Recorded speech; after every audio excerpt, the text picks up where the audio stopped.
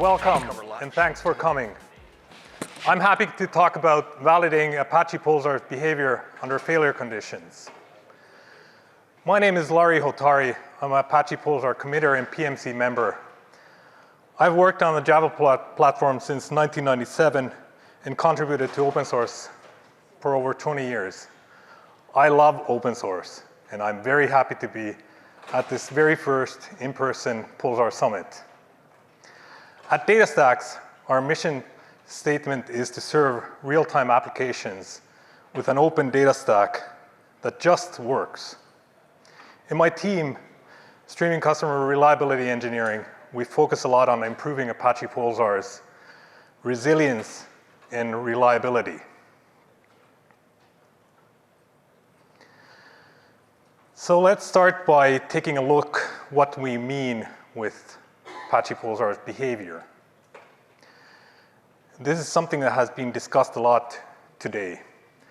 Apache Pulsar is a highly available distributed messaging system that provides guarantees of no message loss and strong message ordering with predictable read and write latency. So let's dig in deeper. What are the expectations do we have about this? For highly available, our expectation could be that the provided service that Apache Pulsar provides, it meets the service consumer's requirements with very low downtime. And this low downtime, it could mean the expectation there could be that it's 2 nines or more, depending on our use case. So how is availability defined? It's the ratio of uptime and total time. During uptime, the provided service meets the agreed operational quality and performance defined in operational SLAs. On the other hand, the service consumer's needs are met when service disruptions don't cause essential negative business impact. And sometimes these two could be in conflict. There are many factors that impact the availability figures. For example, the reporting interval. It could be 1 day, 1 month, or 1 year. And the impact of this is that downtime will have an impact much longer in this equation with a longer reporting interval. Then another factor is that what is considered as downtime in the first place? Is it even possible that a distributed system is completely down? So does it make sense to calculate or define availability based on that the cluster is reachable, for example? What about the cases where the service is degraded or there's partial failures in the cluster? What about high error rate? That on the operation side, we're not detecting anything, but our consumers are reporting high error rates or exceeding latency requirements. Is the service up or down in that case?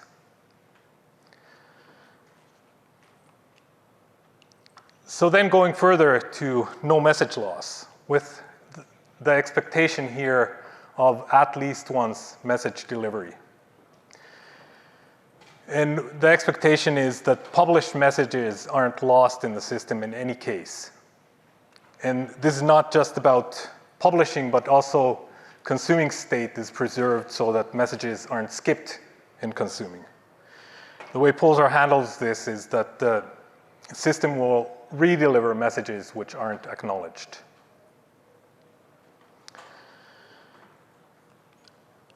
Then going further into strong message ordering, the expectation here is that the messages are delivered to an exclusive consumer in the same order as the publisher has published them into a single topic. And the reason why this is meaningful, that this opens a lot of these use cases that we mentioned, have been mentioned earlier today, like event sourcing, for example. And there, it's very important, this guarantee. Predictable read and write latency. This is very important, that the messaging system can be used for use cases where there is a low latency requirement. The applications can expect messages to be published with low latency, and the end-to-end latency from publishing to consuming is expected to be low and predictable. So the summary of these expectations that we are validating are highly available, no message loss, strong message ordering, predictable read and write latency. So then, what do we mean with failure conditions? This is about what could possibly go wrong. So how do we think about these different ways of what could go wrong, and what do we decide, or how do we decide what to validate against? One possibility is learning from experience from real production systems.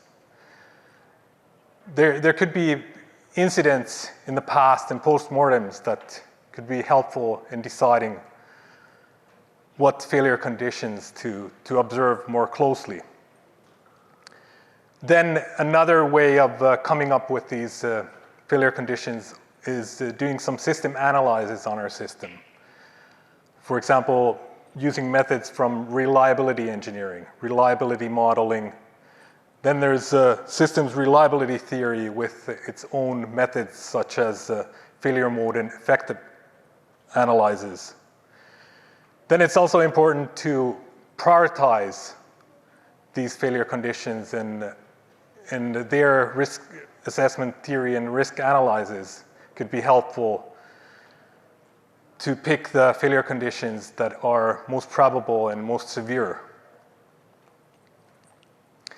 Some examples of failure conditions for Pulsar validation could be that simple cases such as validating how the system behaves when a single broker, bookie, or zookeeper node fails. And in the case of Kubernetes deployment, this node could be considered a pod, a broker pod, a bookie pod, or a zookeeper pod. Then there are cases useful validating where all the components in the availability zone fail. Then there's a setup in distributed systems. Network connectivity is an important part, and there's multiple different scenarios in that area. For example, network getting disconnected between different components and causing network partitioning and possible split brain situations. Network limited bandwidth or increased latency. The network connectivity being flappy, where it's going between states of being connected and disconnected. Possible network packet loss. Then one of the most obvious cases to test for is checking how the system behaves when a zookeeper or a bookie disk fails completely, or the disk file systems is full, in how those cases are handled. There are also examples of other conditions that aren't directly failure conditions, but you might want to validate these also in relation to failure conditions. Some operational events, such as scaling up and scaling down brokers and bookies. Then doing software upgrades for our cluster for the bookies, brokers, and zookeeper nodes. There's also another set of failure conditions that come from performance and load testing. For example, how does our system handle message publishing overload or message consuming overload in different type of cold read scenarios and so on.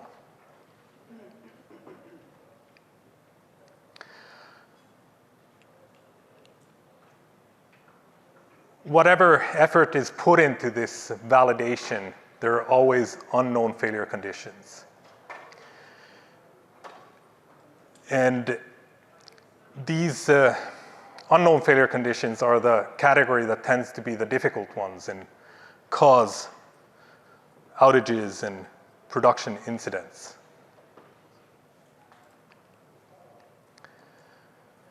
So there is a limit to preventative design, and complex systems have emergent behaviors.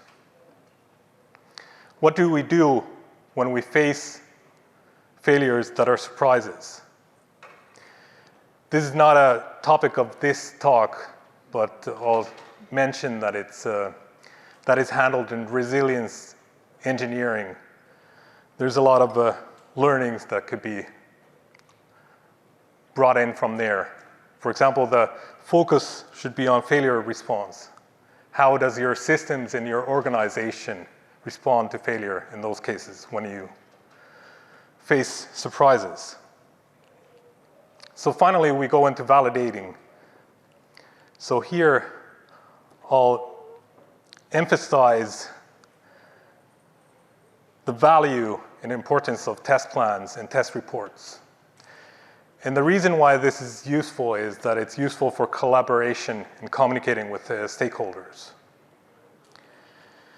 A written test plan with specific test cases and documented expectations, that's the simplest form of a test plan. And the way how it relates to these failure conditions is that these test case descriptions could include the definition of the failure condition that we're validating in a specific test case. And then the test reports are something that capture essential results for analyses. I'll show an example of a test plan. So there could be a simple test case format, such as in this case, a test case identifier in the title, TC0101, 5-minute broker failure. Then a description and intent, the procedure with the steps for this test case, and then the expected outcome. And in the expected outcome, we could also mention the behavior that is possibly service degradation, and in some cases that is completely expected. And this is helpful when analyzing the test report and the test results, that there could be some cases where something bad is expected. And then here's an example of a test report where there's besides the actual graphs and results, there could be some written description that is analyzes and status update to stakeholders. And this happens to be an example from a case where things didn't go as expected. And so the test run detected some out-of-order message delivery. We've isolated the out-of-order issue to a race condition in the Java client. So we'll look at that example further in this presentation. So about the validation approaches, there could be ways to do testing in production in a way that you're doing some, for example, some chaos testing in production. But in this case, we're focusing on isolated test environment with test workload, and using resilience testing and chaos testing in that. And one word about the production environment chaos testing is that Netflix made this well known with the Chaos Monkey in Simian Army, where failures are randomly injected. There are also other forms of chaos testing where we could have a plan to do an experiment in production, that what happens when we pull the plug, and also make sure that we are prepared for that event to happen. But in this presentation, we're focusing more on this validation in an isolated test environment. So chaos testing is used also in this case, and that requires some test tooling for fault injection. So with fault injection, we mean that we could put a specific infrastructure component into a failed or degraded state and control that with the chaos testing framework. In our case, in Kubernetes, we were using chaos mesh, which provides this type of tooling. For the test workload, this is something that we need to be able to validate. So there are multiple ways to generate the test workload. One is to do a simulated workload created with test tooling. Another is to have some test application run in the test environment in some way to activate those and generate traffic. And then there's also the possibility of shadowing and anonymizing some production traffic into the test messaging system. For test workload generation, we have been using NoSQL Bench, which is an open source project sponsored by DataStax. And this was something that was originally created for testing NoSQL databases, but has been since then adapted for testing messaging systems as well. And one obvious choice is also Pulsar Perf, which comes with Apache Pulsar distribution. And there's also like in some use cases where you have a complex use case that you want to simulate, you might have to write some custom applications which do the test workload generation to be able to validate the use case. The tooling requirement for validating Pulsar's behavior is that there's a need to have end-to-end observability.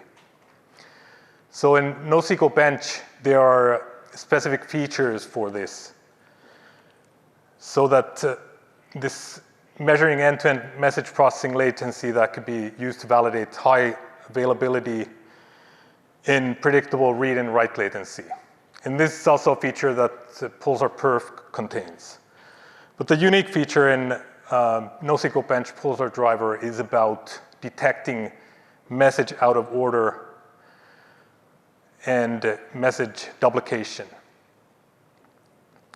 And also the features for message loss. So this is something that we used in our sample validation that we'll be presenting further later on in this presentation.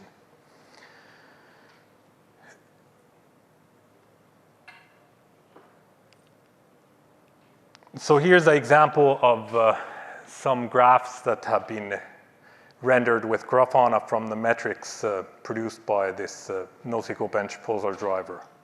On the left, it's published to consume latency, which can also be produced from Pulsar Perf. But on the right side, we have this error counters. So there are counters for send failures, receive failures, sequence gaps in this receiving, which is essentially message loss detection, redelivered messages, which are duplicates. And that's something that is expected in Pulsar's at least once message delivery. And those are also very common. And then there's out of order messages and receiving. One of the limitations of this functionality for detecting these out of order and sequence gaps are that it works only with a single producer in a consumer with its exclusive consumer for a subscription.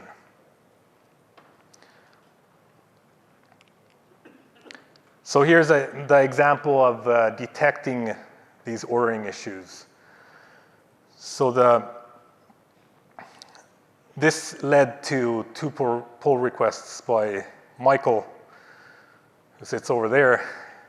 So remove data race and multi-topics consumer input to ensure correct message order, use epoch to version producers CNX to prevent early delivery of messages. And there are the pull request numbers if you want to take a look at more details. And these fixes were delivered in Pulsar version 2.8.2.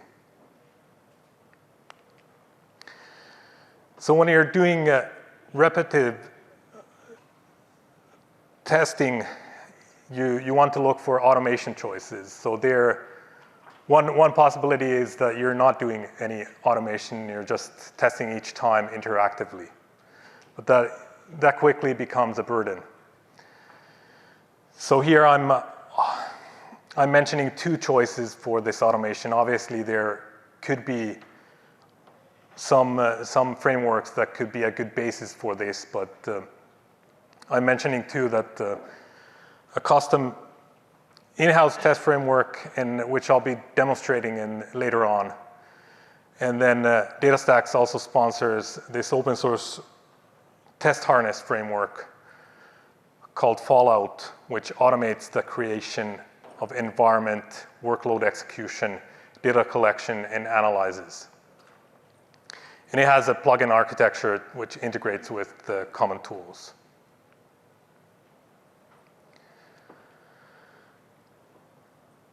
So then let's take a look at the example of testing setup for Pulsar validation.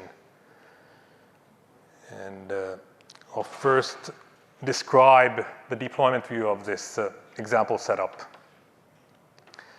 So we have a Kubernetes cluster deployed in GCP using GKE. And in this Kubernetes cluster, we have Chaos Mesh installed, and then Pulsar deployment installed using a Helm chart. And this contains the brokers, bookies, zookeepers. Then we have, for test workload generation, we have NoSQL bench jobs run as Kubernetes jobs. And here we have a certain type of setup where we have defined a Kubernetes node pool on GCP that is dedicated with a taint label so that only these jobs get run on this node pool. And it's set to be auto-scalable so that when there's test workload running, it'll automatically spin up new nodes to run the test workload. And further in the job definitions, we have affinity rules so that each job will get run on a new node. So that way we're not constrained on the client side with resources. So that's a solution we used in this testing setup, and then on the monitoring side, there's a common Prometheus and Grafana setup. In addition, we have, as a bridge between NoSQL bench and Prometheus, we have Prometheus Graphite exporter deployed with a certain type of configuration that is so that we could get the NoSQL bench metrics into Prometheus. And then we have some custom Grafana dashboards. And then we have installed Grafana renderer, which has been in the recent versions of Grafana a separate component.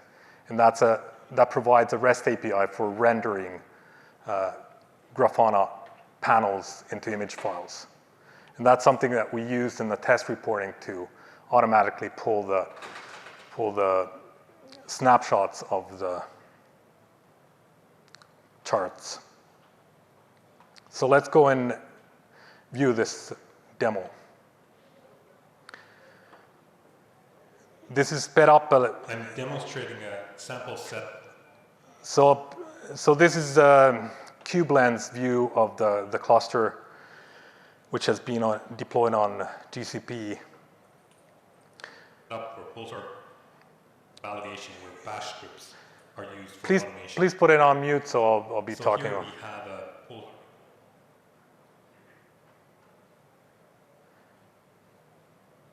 Yeah, thanks.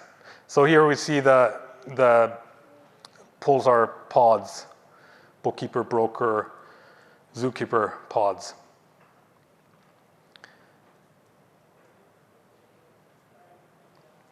And we'll start the test run.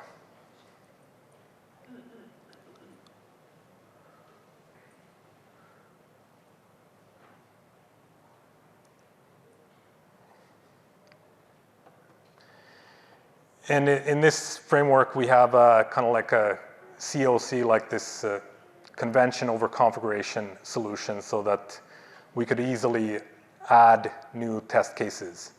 So each test case is in its own unique directory, which has several files, like the metadata about which test group it belongs to. And that, I spun up the demo group in this case. And then the test template for the test report, and then the logic to describe the test case. And this is based on bash scripts, and it kind of like evolved into this framework over time. We started with a very simple automation, but then ended up with a complete framework. And now it has started the workload jobs, and we'll go and take a look at the jobs in KubeLens. So there, the consumer side, we have that started, and we have the producer started.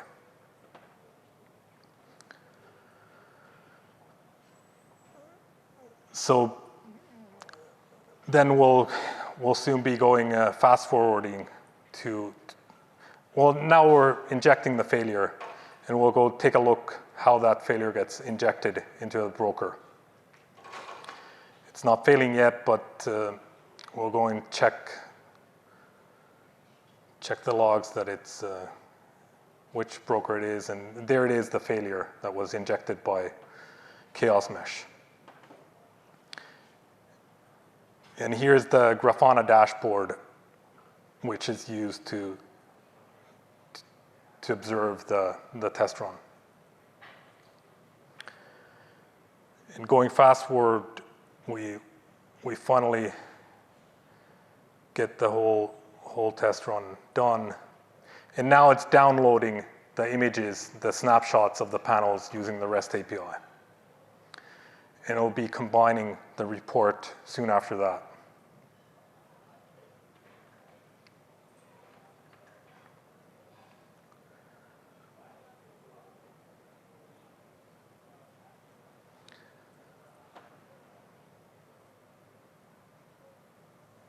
So the report has a header and a footer, and then the test cases that were run will be automatically generated, like the reporting template. And then it will include the log of events that were happened during the test run, and then the snapshots of the various Grafana panels. And then there's also some utilization metrics captured from some other Grafana dashboards and panels. So this concludes the quick presentation. One thing that I forgot to show in this demo was the actual Chaos Mesh resource objects, these CRD. That's what Chaos Mesh has. So by creating a custom resource, that's how you inject the failure, and by deleting the custom resource, that's how you get you could remove the failure injection. There's also like time-based limits on those in Chaos Mesh. So that's all I had. Thanks.